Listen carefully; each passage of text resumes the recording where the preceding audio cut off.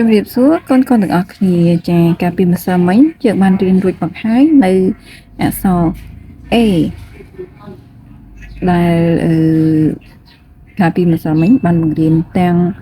ការសរសេរ A ធំក៏ដូចជា A តូចអញ្ចឹងថ្ងៃនេះយើងមកសិក្សាអំពីអក្សរ B វិញម្ដងចាហើយចង់ដឹងថាអក្សរ B យើងសរសេរបែបម៉េចហើយអក្សរតូចហ្នឹងគឺសរសេរបែបម៉េចអញ្ចឹងតោះកុំឲ្យរងចាំយូរយើងមករៀនសរសេរទាំងអស់គ្នាដើម្បីកុំឲ្យខាតពេលដល់បងប្អូនអញ្ចឹងបងប្អូនរៀបចំប៊ិចហើយនឹងសៀវភៅរួចរាល់ហើយឬនៅបើរៀបចំរួចហើយតោះទៅជាមួយនឹង admin ទាំងអស់គ្នាចាអក្សរ B យើងមិនពិបាកសរសេរទេវាដូចជាអក្សរ A អញ្ចឹង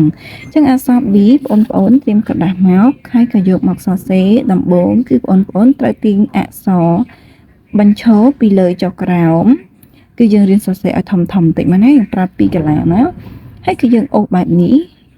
ដាក់មកបែបនេះណាហើយគឺយើងអូសចេញមកម្ដងទៀតហើយទៅភ្ជាប់ជាមួយនឹងជើងខាងក្រោមរបស់វាអញ្ចឹងបងប្អូនអាចសរសេរវាម្ដងទៀតចាគឺបែបនេះអក្សរ admin មិនសូវជាស្អាតទេហើយអាចសរសេរឲ្យស្អាតជាង admin ទៅណាព្រោះ admin អក្សរយ៉ាប់មើលបន្តិចហើយបានត្រឹមតែប្រាប់បងប្អូនថានេះគូសមកពីលើចុះមកក្រោមឲ្យត្រង់ណាកុំឲ្យដូច admin អញ្ចឹងយើងក៏គូសបែបនេះគឺពេញមកកន្លាមកហ្មងណាហើយកុំមួយកន្លាទៀតវត្តមកខាងក្រោមនេះហើយក៏បងប្អូនអាចធ្វើវាបន្តរហូតដល់យើងអស់កន្លាវាមកណាគឺយើងធ្វើបែបនេះចាចឹង admin សរសេរអត់ស្អាតទេកុំតាម admin ឲ្យសោះប៉ុន្តែ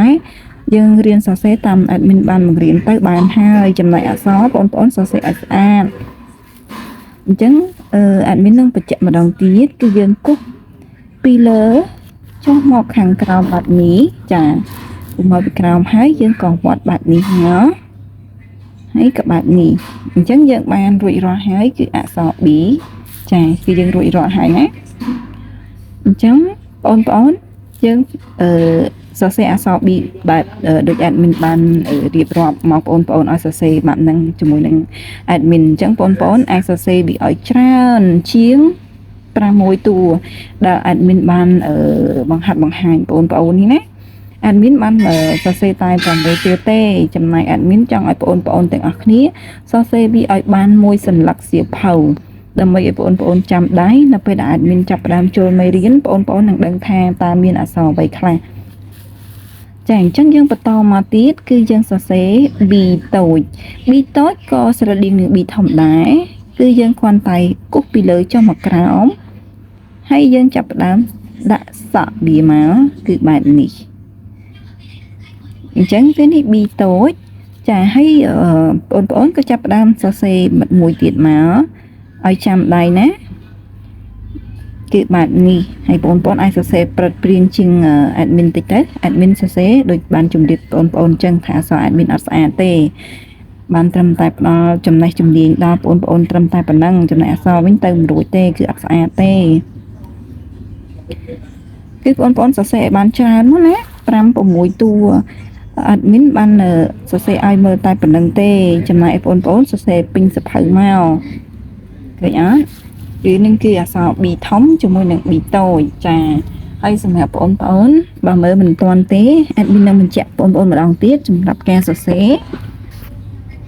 ចាសម្រាប់ B តូច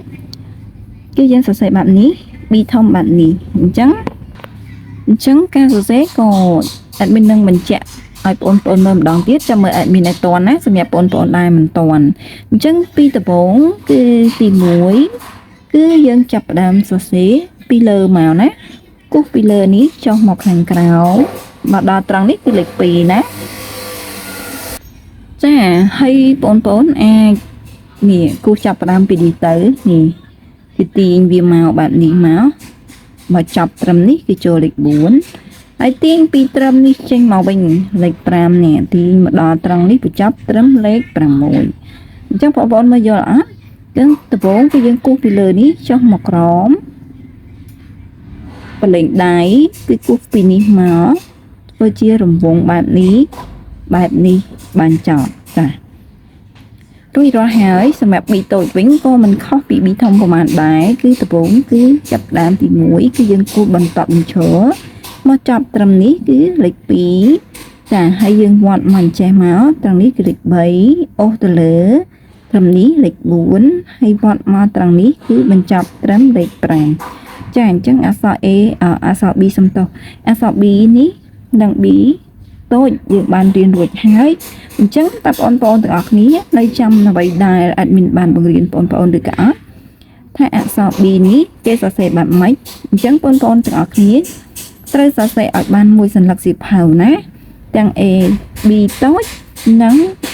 B ធំចា B ធំ B តូចអញ្ចឹងបងប្អូនទាំងអស់គ្នាត្រូវសរសេរឲ្យ admin ម្នាក់2សន្លឹកគឺ B ធំ1សន្លឹក B តូច1សន្លឹកចាអញ្ចឹងយើងវគ្គក្រោយយើងនឹងបន្តចូលមេរៀនថ្មីគឺអក្សរអ្វីដែរបងប្អូនកូនមានអ្នកដឹងអត់ថាបន្ទាប់ពីអក្សរ B ទៅគឺអក្សរអ្វីចាគឺអក្សរ C ចាដល់ថ្ងៃស្អែកយើងនឹងជួបគ្នាជាថ្មីនៅវីដេអូក្រោយដែល admin បង្រៀនបងប្អូនតាក់ទងជាមួយនឹងអក្សរ C អញ្ចឹងនៅក្នុងវីដេអូមួយនេះបងប្អូនកុំភ្លេចណាត្រូវនាំគ្នាសរសេរអក្សរ B ធំនិង B តូចឲ្យចេះដោយមើលតាមគំរូរបស់ admin ដែលបានបង្រៀនបងប្អូនកន្លងមកអញ្ចឹងបងប្អូនត្រូវសរសេរឲ្យចាំចេះណាវគ្គក្រោយយើងនឹងជួបគ្នាជាមួយវីដេអូថ្មីដែលបង្រៀនបងប្អូនជាមួយនឹងអក្សរ C ចាអរគុណជម្រាបលា